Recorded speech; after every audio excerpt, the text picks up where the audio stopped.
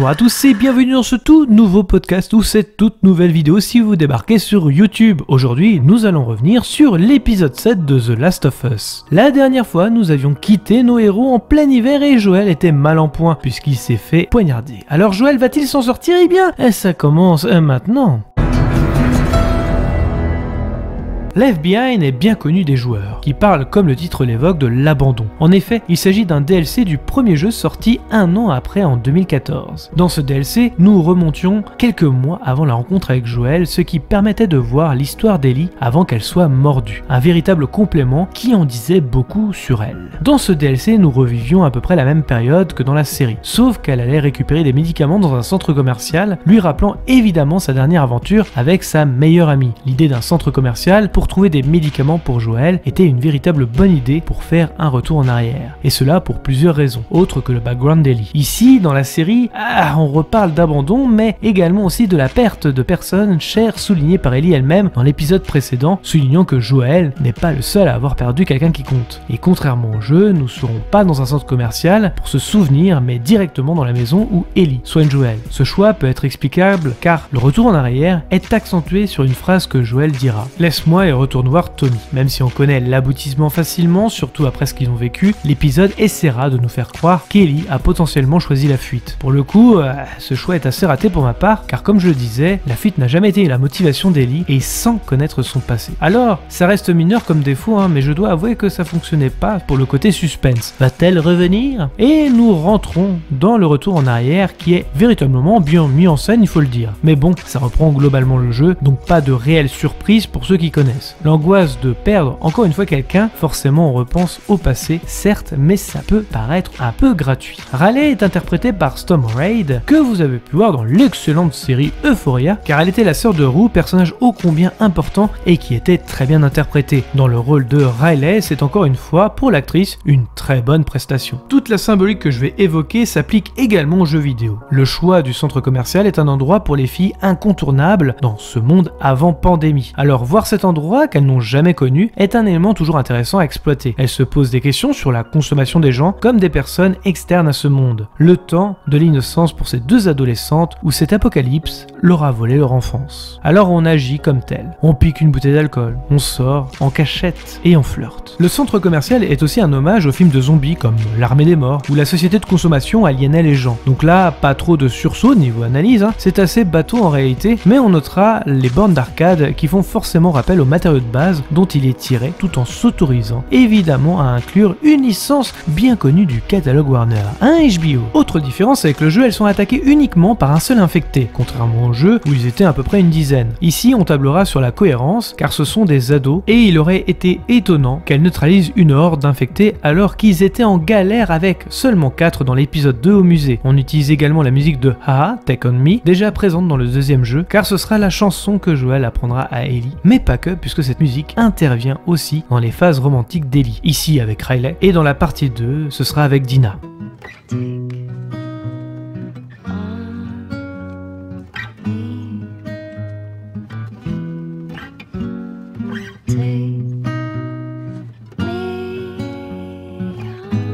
Une scène qui diffère, c'est celle des masques, mieux mis en scène pour le coup que le jeu, car une double symbolique opère entre les deux héroïnes quand les masques tombent, comme pour ne plus jouer un rôle et s'avouer enfin. Là où une bonne idée s'opère, on note que la scène du photomaton aurait pu être plus intense. Ici, pour le coup, là je préfère le jeu qui fait durer le plaisir de les voir heureuses. Ce qui est intéressant, ici dans cet épisode, c'est que cela renforce l'épisode 3 avec Bill et Frank. L'audace des changements renforce cet épisode 7. Je m'explique. Si on peut juger le manque d'audace dans cet épisode, de s'éloigner du matériau de base, c'est pour répondre en miroir à l'épisode 3. Et ce n'est pas le fait qu'elle soit lesbienne et Bill et Frank homosexuels, non, c'est en termes d'histoire. En effet, l'histoire d'amour entre Frank et Bill tient sur une histoire accomplie, longue et bien remplie. Ici, nous sommes sur une histoire d'amour presque tuée dans l'œuf. Et là où Bill et Frank se suicideront en choisissant le choix de la fuite, ici, elles choisissent l'autre solution. Bref, un récit miroir qui est le bienvenu en termes de narration séparation. J'ai noté un autre petit défaut, celui où Riley et Ellie restent et attendent de perdre la tête ensemble, vivre leurs derniers instants. J'ai cru que cette fameuse audace s'opérait ici, prendre ce fameux risque en montrant comment Riley est morte et comment Ellie a compris qu'elle était immunisée. Ce fameux trou noir qui est également aussi dans le jeu. Ici, nous avions le temps de l'explorer. Alors, je crie peut-être avant d'avoir mal, car cet élément pourrait se révéler dans les prochains épisodes, même si je pense que ce sera difficile de le placer vu qu'il nous reste l'épisode avec les cannibales et enfin le dernier avec l'hôpital. Peut-être un flashback gardé pour la saison 2, qui sait. Cela dit, quand tout se voit, rien ne vaut, alors peut-être que cette partie doit rester un mystère. Dites-moi dans les commentaires si vous auriez aimé que ce genre de choses arrive, ça m'intéresse de confronter les points de vue. Et en même temps,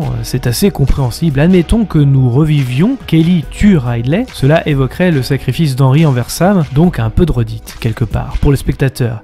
Et si les Lucioles avaient tué Riley, ça aurait eu encore un effet millefeuille sur les pertes montrées à l'écran. Après tout, on essaye de faire de l'intime, tout comme l'épisode 3, sans jamais nous montrer les morts comme un respect pour ces personnages. L'épisode commence sur Joel et Ellie qui ont trouvé un refuge dans une maison. C'est là que Joel lui indiquera de repartir sans lui et de revenir à Jackson, là où elle serait en sécurité. Les traînées de sang en disent long sur la route. Dans les souvenirs, le temps n'existe pas, alors le flashback ne dure qu'une poignée de secondes dans sa tête, puisqu'on reprendra après ce passage de la porte où l'on pense qu'elle va s'enfuir et laisser Joel, ce qui paraît, comme je le disais, comme un non-sens puisqu'on sait très bien la finalité sans que ce soit un suspense. Flashback donc, on y voit Ellie à l'école de la Fedra. Elle se bat avec une certaine Bethany et se retrouve avec un capitaine de la Fedra. Il y évoque un choix. Soit tu fais le choix de merde et tu seras une merde, soit tu suis les règles et tu peux à ton tour commander. Ce fameux choix que l'on retrouvera en fin d'épisode. Plus ou moins, mais d'une autre façon. Choix qui fait réfléchir Ellie forcément, technique presque de contrôle face à la population, en promettant peut-être quelque chose qui ne sera pas. Mais ce qui est intéressant sur ce capitaine, c'est qu'il croit que sans eux, le monde ne pourrait pas tourner. Et on sent vraiment de la sincérité derrière. En témoigne d'ailleurs la photo de sa famille. Et on pourra confronter ses idées avec Riley par la suite, qui a rejoint les Lucioles, qui reste un opposé majeur à la Fedra. Fan de comics et d'autres choses, on y repère aussi l'affiche de Mortal Kombat 2 et la cassette du groupe AA, deux éléments que nous retrouverons dans l'épisode. Riley se faufile dans la chambre d'Ellie, les deux filles se retrouvent après que Riley ait disparu pendant 3 semaines, pensant qu'elle était même morte. C'est là qu'on apprend qu'elles sont meilleures potes et que Riley a rejoint le groupe des Lucioles. Riley propose une soirée mémorable malgré qu'il soit 2 h du matin. D'abord réticente, Ellie accepte. Ellie et Riley seront opposés, politiquement comme Bill et Frank, encore un effet miroir. Mais ici, on oppose la Fedra et les Lucioles. La Fedra symbolisant l'extrême droite et les Lucioles l'extrême gauche. Bill, lui, était républicain et Frank démocrate. Elles font la découverte d'un cadavre avec une bouteille d'alcool laissée par leur nouvel ami. Les premières bêtises en buvant en cachette de l'alcool fraîchement trouvé témoignent de cette enfance qui n'a pas existé. Les Lucioles ont leur part d'ombre, la scène renvoie forcément aussi à notre monde. Riley peut avoir une arme, comme ses enfants soldats, pour une cause qu'ils ne comprennent pas, ce qui ajoute de la naïveté sur un combat perdu d'avance pour des idéaux politiques basés sur de la propagande dont les filles débattront par la suite. Balade sur les toits et toujours des débats entre les deux sur la Fedra et les Lucioles. Et l'épisode nous démontre aussi que le bien et le mal en politique n'existent pas vraiment. Chacun prêche pour sa paroisse en ayant les mêmes parts d'ombre chez l'un et l'autre. Car finalement, les deux auront toutes les deux les bons arguments sans jamais convaincre l'autre. Ellie découvre le centre commercial avec l'électricité allumée, passant de la nuit à la lumière, comme le slogan des Lucioles finalement, et comme c'est sous terre, presque un bunker, aucune chance d'être repéré dans la nuit. Ellie découvre l'escalator sur la musique de AA. Bella Ramsey a compris même l'essence du personnage, encore une fois, belle prestation, agissant comme une enfant découvrant un monde inconnu. Allez, je le refais, les décors sont juste encore une fois à tomber, et encore une fois, partie intégrante de l'histoire. On sent qu'il y a une âme dans la direction artistique. Elle découvre les sous-vêtements assez osés de Victoria's Secret. Ellie reste devant la vitrine, qui rappelle aussi qu'avant la pandémie, nous étions attachés à notre image pour plaire, et que ce temps est révolu. Nos priorités ont changé. Scène du carrousel, très bien exécutée avec ses couleurs chaudes qui sont prédominants. Sentiment de sécurité, de bienveillance et la naissance de sentiments par les regards volés, sous une version de comptine de Just Like Heaven de The Cure. D'ailleurs, vous noterez que nous avons un miroir déformé, filmé comme si ses sentiments étaient encore flous entre les deux personnages. Riley évoque que si elle n'avait pas rejoint les Lucioles, elle serait affectée aux égouts.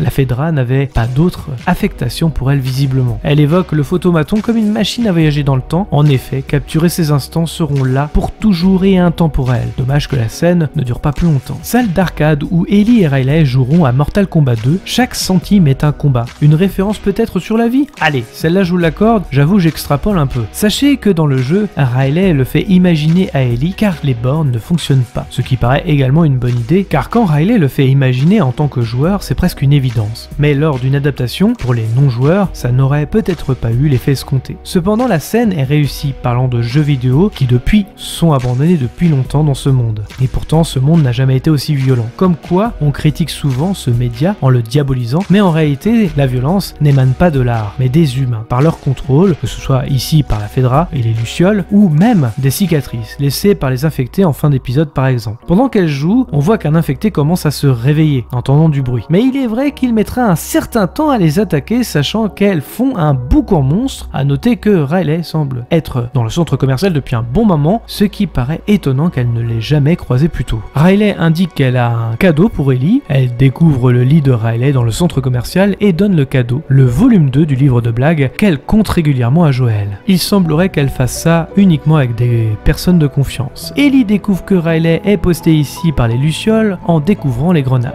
Riley avoue que c'est sa dernière soirée et qu'elle sera affectée ailleurs que Boston. On reparle d'abandon comme évoqué dans l'épisode précédent, Joël n'est pas le seul.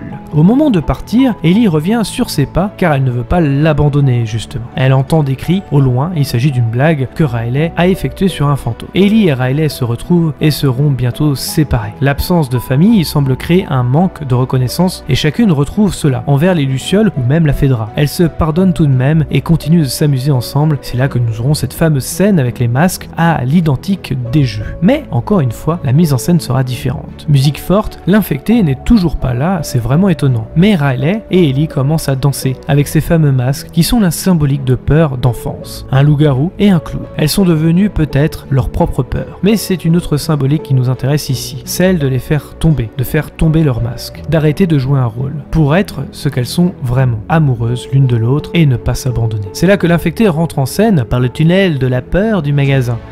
À la fois pas trop subtil je trouve, mais bon, je passe. Ellie arrive à le tuer et nos deux héroïnes s'aperçoivent qu'elles sont mordues toutes les deux. Retour dans le présent, Ellie essaye de fouiller partout dans la maison pour aider Joël. Et retour en arrière. La colère d'Ellie est bien visible, les deux options sont évoquées par Riley et elle propose soit le suicide ou faire comme si de rien n'était. Alors elles choisissent de faire l'option 2 et attendre et être contaminées toutes les deux pour vivre leurs derniers instants ensemble. Présent, Ellie trouve une aiguille et du fil pour recoudre Joël. Joël accepte qu'elle soit là finalement. Il accepte son amour en lui serrant la main. Elle le recoud, pas sans mal pour lui évidemment. L'option 1, à savoir la facilité, n'était pas la vocation d'Ellie, bien au contraire. Se battre pour les gens qu'on aime, c'est tout ce qui nous reste. Et comme je disais, ça fait forcément effet miroir avec l'option numéro 1 choisie par Bill et Frank. C'était mon analyse de l'épisode, j'espère qu'il vous a plu autant qu'à moi. Je vous retrouve la semaine prochaine pour l'épisode 8 qui reviendra sur le groupe qui a attaqué Joël, des cannibales présents également aussi dans le jeu. Merci à tous d'avoir regardé cette vidéo, je précise qu'il s'agit d'un avis et non d'une pensée unique. Pensez à liker, commenter, mettre un pouce bleu et d'activer la cloche pour ne rien rater. Nous sommes dispo sur les réseaux sociaux Facebook, Twitter, Instagram, les liens sont dans la description. Nous sommes également disponibles sur toutes les plateformes de podcast. Je vous invite donc à vous abonner quelle que soit la plateforme et de laisser un commentaire, nous y répondrons avec plaisir. Dans tous les cas, rendez-vous dans les salles obscures pour de nouvelles aventures. Bonne soirée à tous.